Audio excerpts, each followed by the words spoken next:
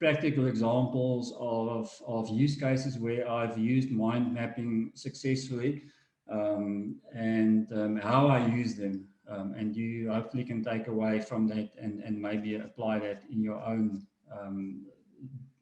job and also in your personal life. So our agenda for today, we look at what mind map is first of all. So mind mapping was developed by a guy called Tony Buzan in 1974, I believe. If you haven't heard about this guy, then I would urge you to Google him and go and get some of his material. He's a leader. He's still a leader. He passed away sadly in 2019. But his work that he did on things like speed reading, memory techniques, and obviously mind mapping is just amazing. I mean, I would really urge you to go and have a look at it and get some of his material and apply it, because you can apply it to everything. You can apply it to your daily life or to your professional life, and so. So that's where the concept of mind mapping originated. He actually took the concept that was started by somebody before him. I'm not sure about the guy's name, but he perfected it, and it's basically a two-dimensional note-taking technique that traditionally takes the form of a radial tree.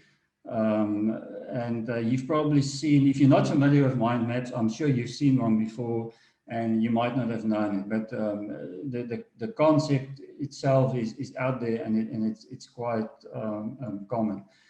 It centers around a central topic. So basically you decide on a topic, and branching out from that topic, you would then have subtopics and ideas associated with that. So it's sort of like an index of ideas in the end of the day that you can quickly reference and understand where it is. So why would we want to use mind maps? And as I go through this, you ask the question quite frequently. I would assume that, but there is a technique to do this, or there is a tool to do something similar. And I must just stress the reason why I use mind maps is not because I think it's superior to another technique or it replaces another technique, but for me, it does quite a few things, and it adds value. And some of those things why I use mind maps is first of all, it aids in your cognitive thinking. So it gives you, it allows you to create a perception of an idea when you've drawn a mind map. It allows you to draw attention to specific areas or specific ideas, specific subtopics in there. And somebody's writing on the screen. And also it helps you to actually facilitate logical reasoning. So when you look at a mind map and you understand what you're looking at, it helps you to actually reason about a specific topic in a logical way. Then it creates context. We all know that context matters, and we all look at the same thing differently, and we see our own little view of what should be happening and what we should be seeing in our own minds. But a mind map provides you with context and with a bigger picture, and it helps you to understand, where I was, where I am, and where I'm going to. And again, the question would come up, okay, but we do have context diagrams, for that, and that's great. And context diagrams is always something useful to have. But at the end of this, I think you'll agree with me that mind mapping provides you that and a bit more. It it also helps you to organize your thoughts. When you take a central topic and you start developing ideas around that topic, if you mind map that topic or that subject, um, you actually you find yourself in a space where you can organize your thoughts. You can say, you know what, and that goes with obviously with cognitive thinking and context, because now you can see, okay, this doesn't really belong in this container. It doesn't really fit here. I should move it. And you can then move it around and see where it fits best. And in the end of the day, what you hopefully have is a nicely organized thought process where you've thought about everything you needed to think about when you examined and explore this subject that you're busy with. Um, and obviously through all of this, it helps to increase the use of your brain capacity. I mean, we all have enormous brain capacity, and we all have the capacity to use very little of that capacity. That's just human nature. I think we sort of in that sense we are very good at lean. We try to use as little as possible of our brain capacity, which is not always a good thing. But a mind map actually helps you to increase it. And the reason why this is so is because of the way that Tony Buzan actually developed mind maps. Sorry, he developed mind maps around some of these memory techniques that is also developed. So it helps you to actually retain information and remember things. But probably the most important reason why I personally use mind maps, and I think this would resonate with a lot of people out there, is I find it the perfect intermediate communication method between left and right brain stakeholders. Um, for those of you who have attended the IIBA South African conference just last week, I believe it was, one of the sessions and one of the panel discussions we had was around visual thinking. And visual thinking is a very big thing these days. It's always been, but it's coming more to the front with all the virtual tools and stuff that we have. And it's proven that the visual element in anything definitely helps people to learn quicker, learn more, get a better understanding. But there is a problem with that. And that problem is basically that not everybody is right brain. Me, for instance, I'm sort of in the middle, and I think the majority of the population is somewhere in the middle, where we appreciate the picture, but we are not artists. So for me to put down my thoughts in an art form would be horrible, because it wouldn't really make sense to you. You know, it would be like sending out a Word document full of spelling mistakes, and you don't understand, you know, the tenses are wrong and the spelling is wrong. So in that perspective, I find that using a mind map, it's got a visual element, but it retains the should I call it the data element on the other side. In other words, for those that like their text and their numbers and their tables and stuff like that, that's also included. So it's a very good intermediate communication tool to bring the two together. And that's probably one of the biggest reasons why I have personally started using mind maps in my own day-to-day life. So what can we use mind maps for? Well, before I put anything up here, I think all of you by now know for anything. You know, some of the things that I've used mind maps for, and I'll show you some of the examples of how I've done this, and also explain why I've done it. uh, um, once I'm done here, is for stakeholder maps. It's a very good way of visualizing stakeholder relationships and also stakeholder influences. You can create a mind map and use colors and graphics and stuff to indicate, the level of influence, or you can indicate the relationship between stakeholders, and it's very nice to do this on a mind map because it's of the visual way. Normally, we normally do a stakeholder map on a grid, and that's great. We have a table and we have all the stakeholders listed, and we have the influence and the impact and all the rest, and that's great. I mean, again, I'm not saying we should replace those traditional tools, but this is definitely a great way of enhancing it. I use it for events. Any event that I need to organize, whether it's a project kick-off or a review or a birthday or anything like that, mind maps are great. You know exactly where you are, what you need to do, what needs to be done, what has been done, and all that stuff. And again, we'll look at it a bit when I do the practical pieces. Requirements.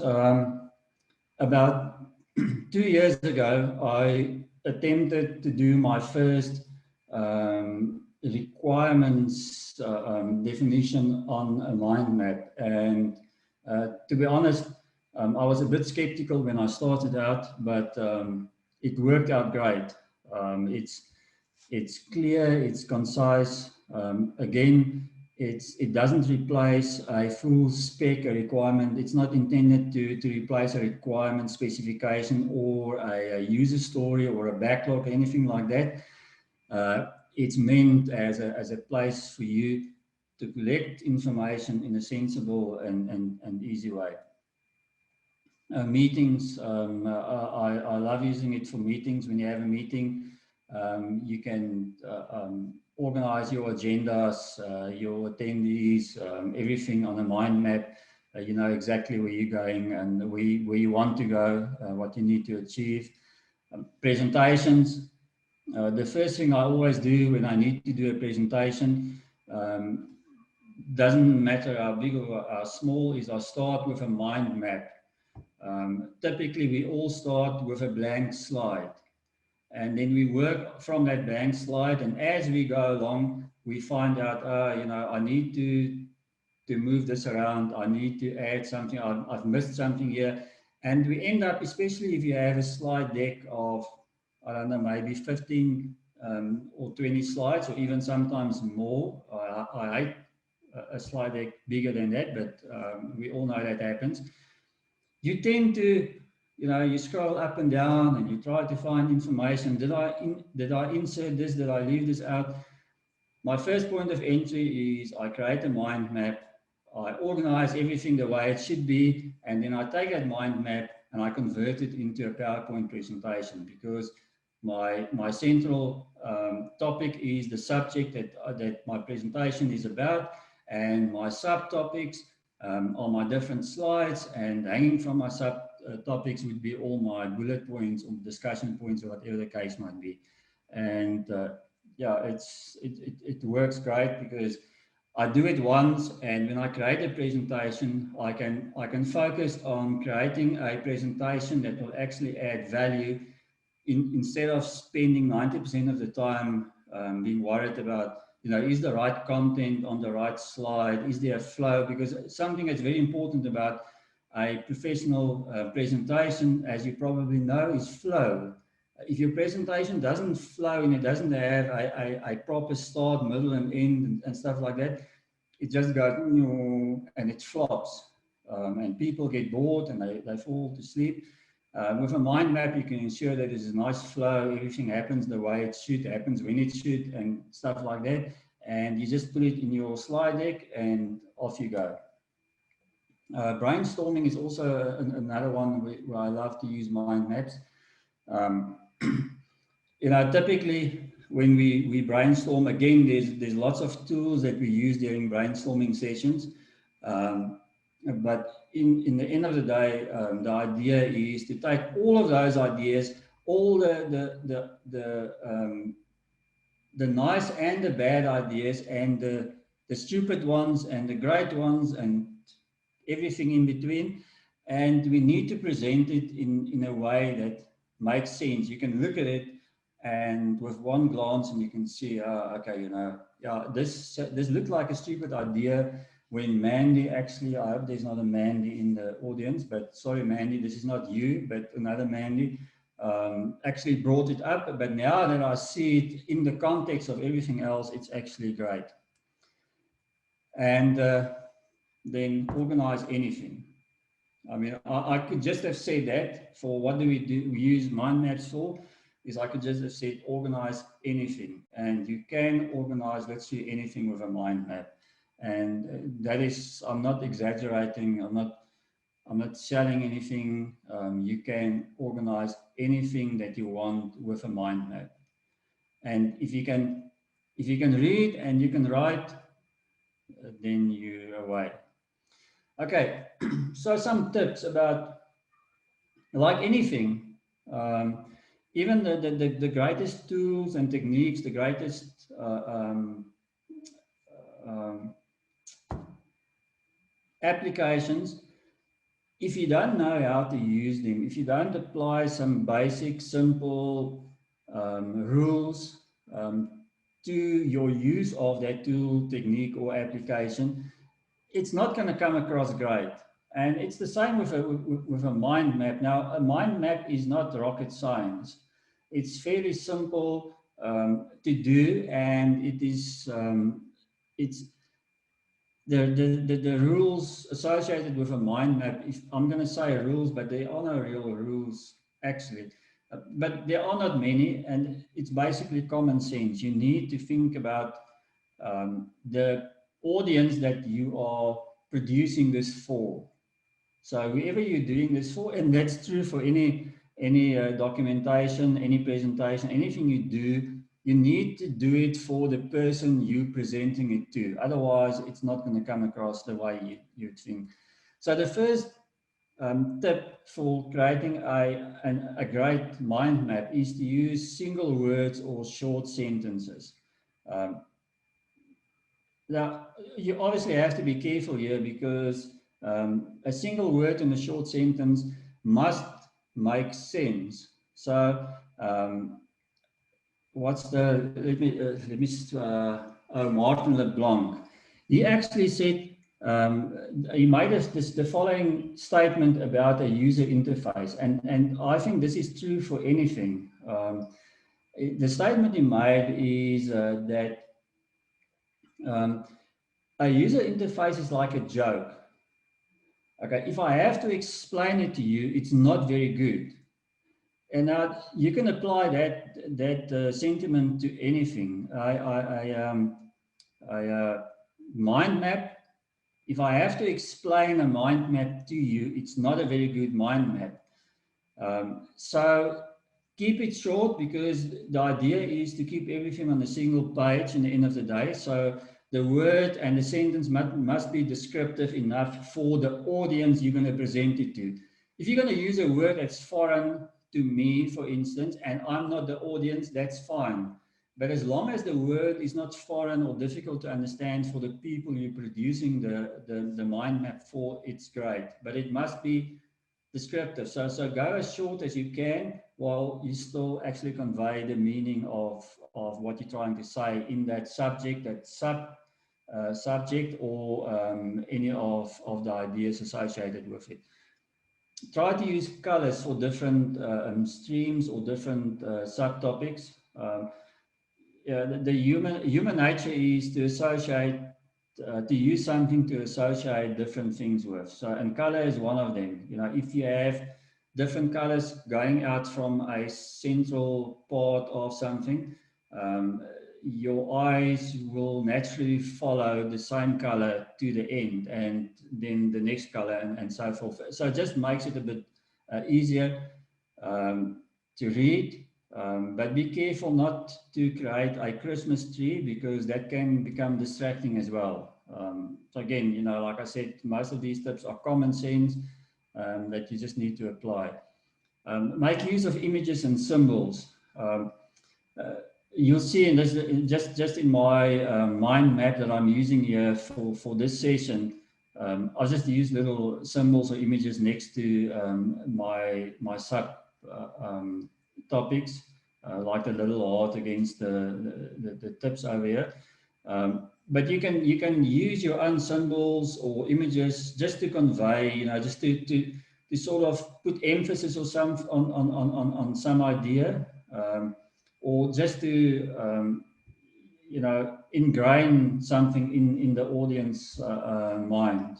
It helps a lot. Again, don't overdo it. You're not trying to create a Thanksgiving celebration or something like that.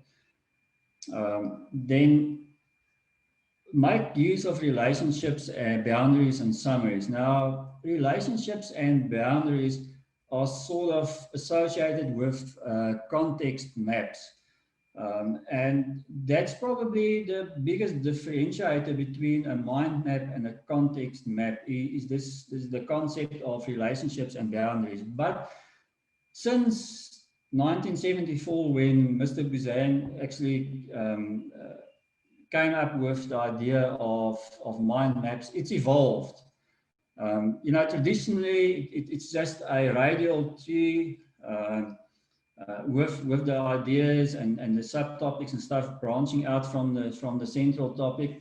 But we've since learned a few things, and relationships and boundaries and summaries goes a long way towards giving your mind map a bit more context. And I'll show you examples of that. I don't use it.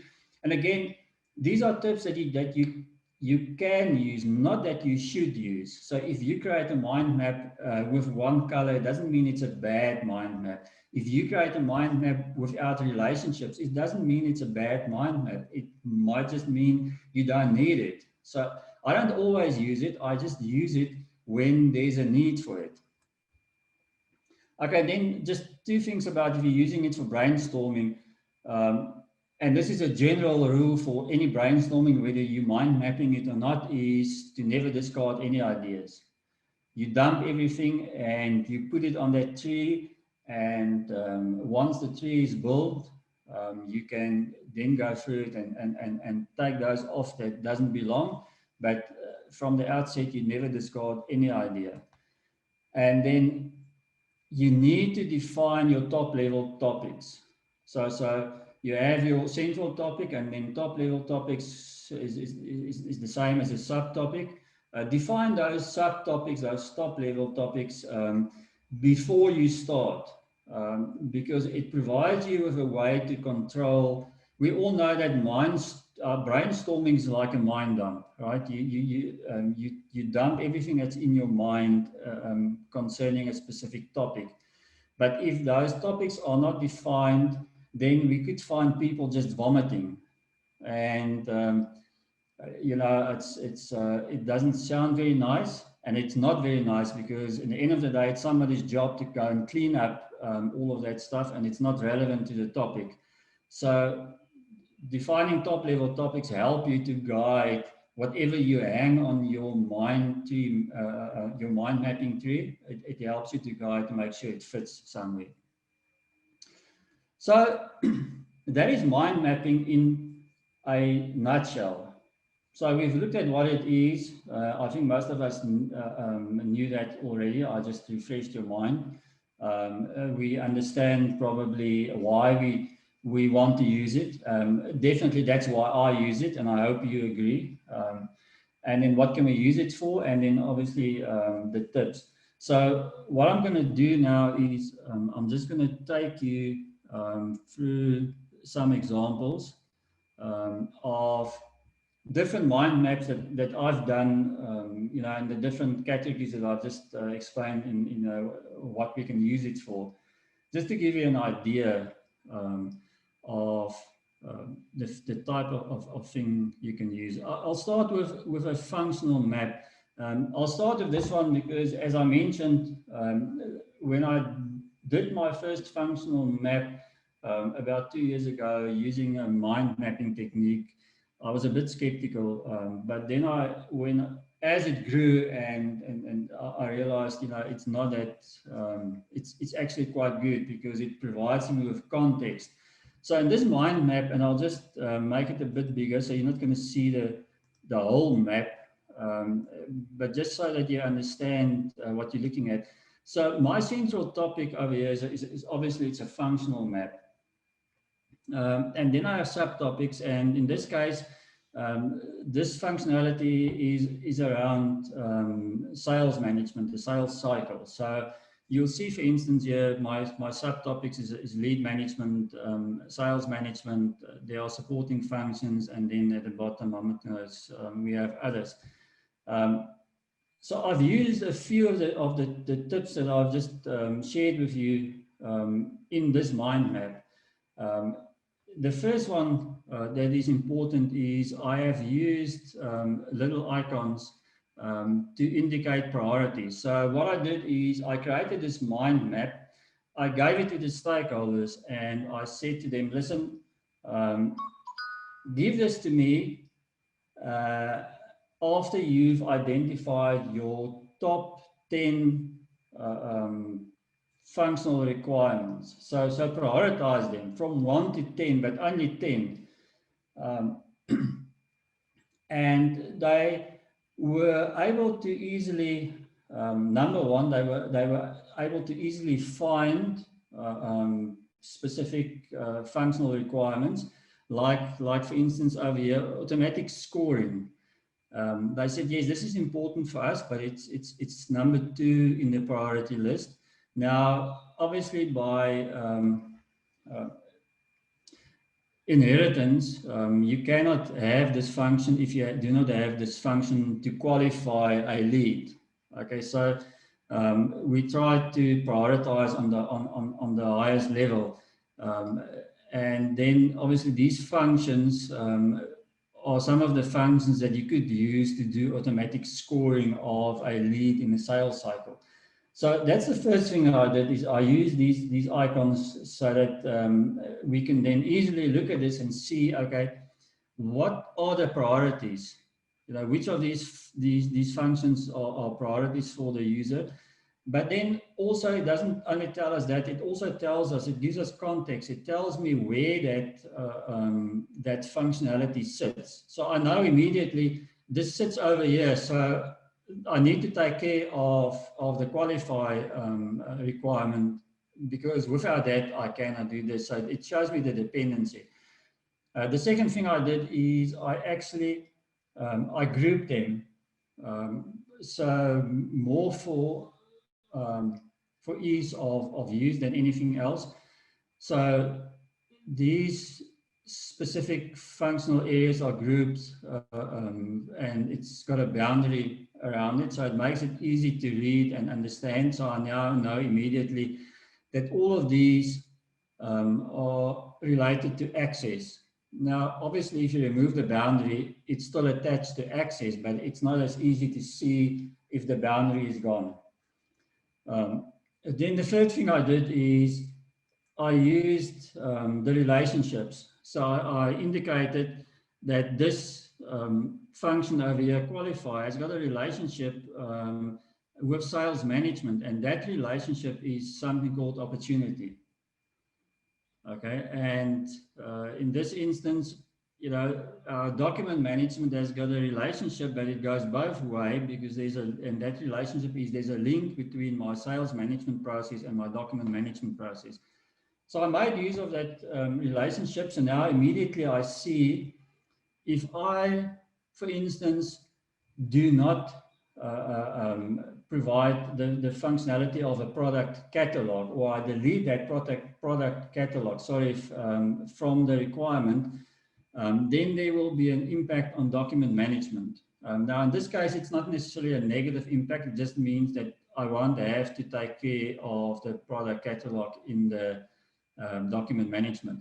But in some other instances, it would have a negative impact, because if I remove this qualify function over here, it will have an impact, a negative impact on my sales management. Then something a bit simpler, just a note on functional requirements mapping using mind maps. If you have a huge functional specification with hundreds and hundreds of functions, I would break it up into different mind maps. So in other words, I would use my my sub topics as central topics, and then branch out from there. Because the idea behind the mind map is you don't want a multi-page document that you need to go and scroll through. You want to try and keep it on a single page, obviously. So break it down, you know, almost for those of you that are familiar with user stories and epics and stuff like that, same concept. You know, you don't go and develop based on an epic, you go and break it down into smaller user stories because it makes more sense. So another example is this one that I did for goals. So over here you can see I've actually added some more elements that I've just spoken about. I've used some color, admittedly not very radiant color, but you could do better than me. I'm positive some neon colors would help. But I've added some text. In other words, what I've done here is one of our areas where we have goals is marketing, and marketing is basically demand generation. So just that people understand exactly what you're talking about. You know, qualify is lead management.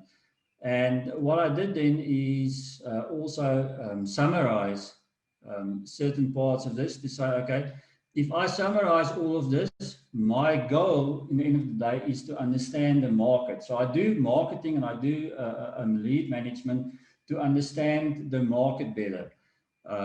And over here on the left-hand side, you'll see that I've actually summarized a summary or two summaries where, you know, I have goals to say I need to show value and I need to build trust. And these two together means that I build rapport with my users at the end of the day. So this is an example, it's a simple example of sketching out goals and what you need to do to achieve those goals. You know, if for fulfillment, you know, I need to finalize the contract agreement, I need to obtain final acceptance, I need to hand over to the service department. And doing all of those things actually builds rapport in the end of the day, which is my goal that I can satisfy. An interesting one is I actually did a root cause analysis with mind mapping as well.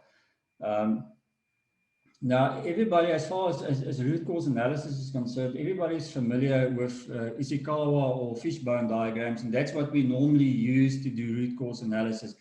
And that's great. There's nothing wrong. Again, I must stress, we're not trying to replace tools like that. But what it does is I find that there's a lot of, especially junior analysts out there, that doesn't really understand how to construct a fishbone diagram and what exactly should the head be, and you know what in which direction should I be moving, and you know, you can just go and do a search on Google and look at all the popular searches in that respect, and you'll understand what I'm saying. So for somebody like that, it's very easy to actually do a mind map, and your central topic is your problem statement, and then you'll build out from this, and just my tool allows me to change the structure. So I'm going to change this into a fishbone, and then you'll see what we end up with. I'm just going to make this a bit smaller, and this is what it looks like in the end of the day. But it was much easier for me to construct it using a mind map and then converting that into and it's not duplicating work. You're taking exactly the same information and you're just presenting it in a different way. And immediately I can then identify with icons or graphics where my problem areas are that I need, my root cause that I need to address to fix this problem. So as you can see, there are many ways you can use it. Even level 1 process diagrams that I've done over here. I did 2 different process diagrams. Again, in the native state, they would look something like this. But in a mind map, they actually, once you've constructed them in a mind map, they look different, but they are easier to use and to understand. So I'm going to end over there. I think we sort of we over our time as far as talking is concerned. So I'm going to open the floor for any questions that you might have, comments, anything else.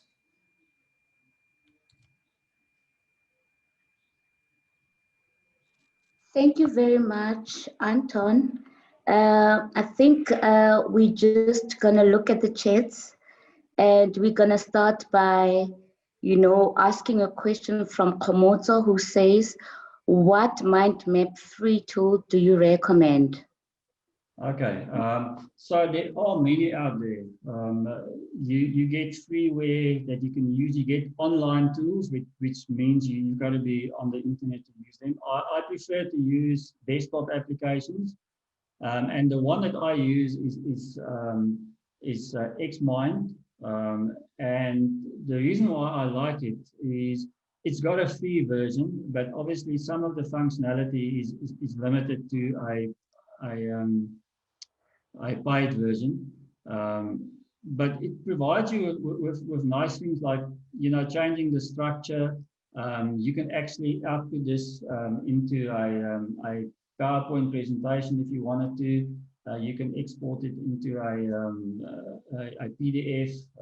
You can put it into presentation mode if you want to step through it. And it also has got a very nice brainstorming tool, which allows you to capture ideas. And as you capture ideas, you can just drag them onto your mind map. And as you can see, you build your tree like that. But yeah, it's a good tool, and I would recommend that you look at it. But there are many out there. You need to find something that suits you. Thanks, Anton. We've got another question from Tsepo. His question is, do you think the user story map is a better option in an agile environment?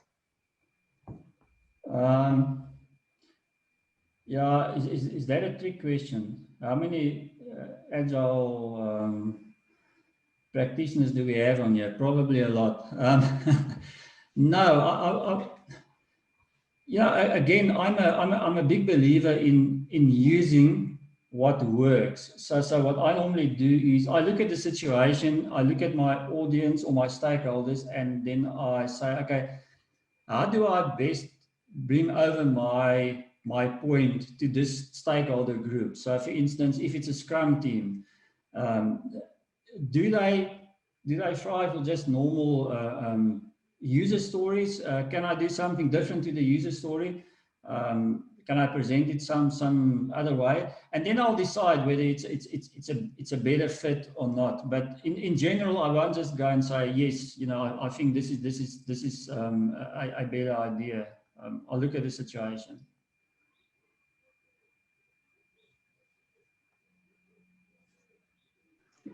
Any more questions?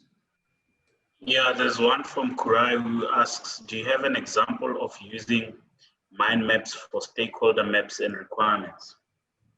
Yeah, I don't have one open at the moment. But basically, if you're going to do stakeholder maps with mind mapping, what you would do is use it like you would use a heat map. In other words, your sub ideas. So this will be your central ideas, obviously stakeholders. relationships, and then your subtopics would be your different stakeholder groups, like for instance customers, and then under customers you would have sponsors and end users and things like that. And then again you can use color. You can make, for instance, you can make this red to say this stakeholder or this stakeholder group has got a very high level of influence on my project. So you know where to focus your attention. The light green ones, for instance, are not that hot, so you don't need to hold their hand all the time. And in that sense, you've got a visual picture that you can look at and see, okay, what's the influence, but it also tells me what the relationship is between the different stakeholders. I hope that makes sense and answers the question.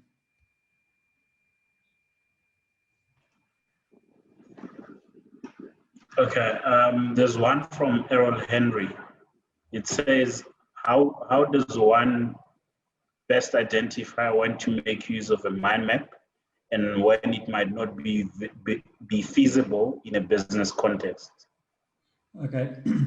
I can tell you off the bat when it will not be feasible. It won't be feasible or advisable if you are dealing with a lot of data.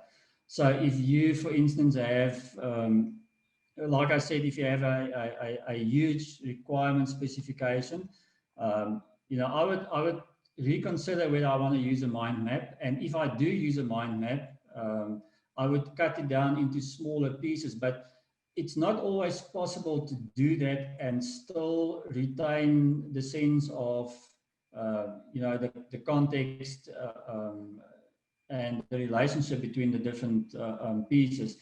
So you probably, the best answer to that would be, when do you use it? Well, anywhere where you feel that you can convey information in an easy and fast way to your stakeholders. And when don't you use it? Well, definitely not when you've got way too much information that you need to cram onto a single tree, because it's going to be confusing. Like I said, when you're using small, short words and short sentences, if you have to start explaining your mind map, and I'm talking about explaining it to the people that's got the knowledge, around the topic that you are actually presenting. I'm not talking about if you do a mind map on some medical technology and I don't understand it, that it's wrong. But the people within that industry needs to understand it. If you cannot do that, then I wouldn't use a mind map. Thank you, Anton. Just one question, the last one from Danny, who says, would you not rather use an enterprise modeling tool, some of which have mind mapping diagrams included? Very good question, and an interesting question. And my answer to that would be yes and no. Yes, if you have an enterprise tool, like IBM's, I forgot the name, it's the WebSphere is part of the suite, but in any case, they've got a very nice toolkit that you can actually do mind maps and you can do process diagrams and all the rest with, and it's a great tool. But we need to, and if you have access to a tool like that, then yes, by all means use it. But very few people actually have that, and because it takes a few things. Number one, it takes finances. Somebody needs to commit to that. But the second thing it requires is it takes some specialist knowledge from the users to actually use those types of platforms. Normally, not in all cases, but in general. So yeah, I'm not saying that we need to replace tools like that, but this is just far easier and cheaper to use in the end of the day. Cool. Thank you so much, Anton. I think we've run out of questions and have run out of time at least 19 minutes ago. So thank you to the 60 more people who stayed online. And I think a persistent question was, where can we find the video? Because I think the network was dropping off some people. So all our presentation will be broadcast on our YouTube page. So if you look at number 4 on the slide that I've just beamed, you can go to the IIBA SA YouTube page. You'll find not just only this session, which we'll post in a couple of days, but sessions that happened before, so that you can see some of the tools and techniques that have been presented before. Sign up because then it becomes easy for you to follow through whenever there's a new kind of video that we upload. And once again, membership is very important if you are a BA professional.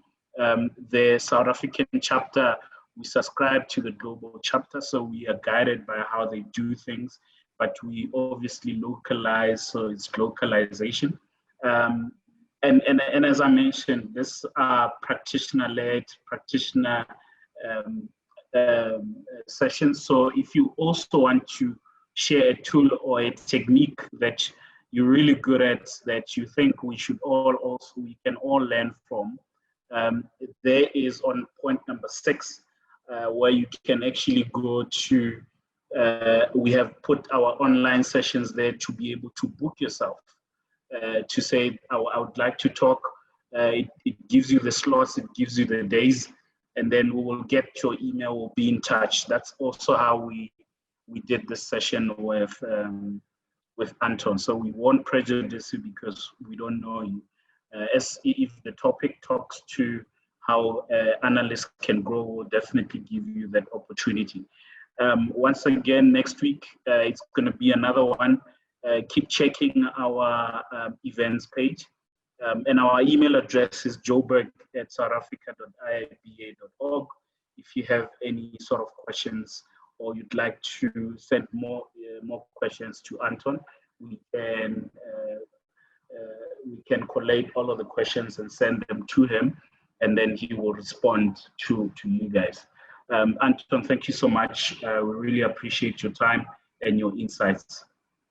It's a pleasure, and apologies for running over time. I'm just so excited about this topic, but thanks for everybody for joining and staying with us.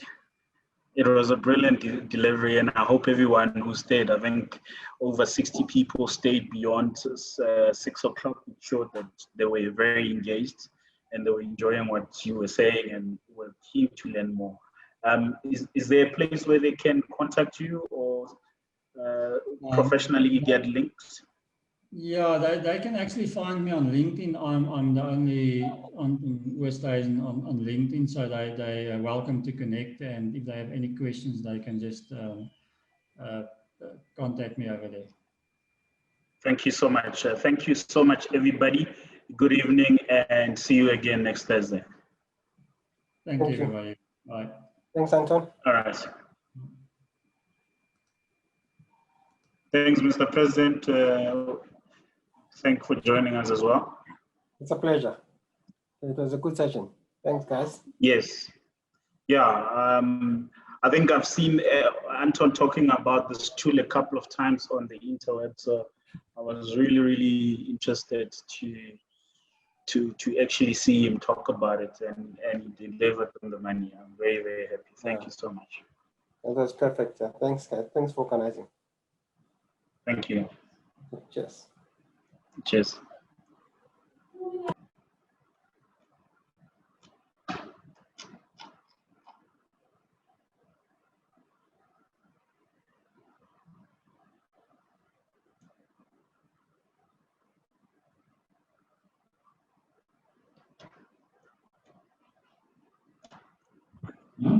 Cheers. Bye, Lesego. And Babalwa. And Kemi. And Nadil. And Pizza. Thanks, guys.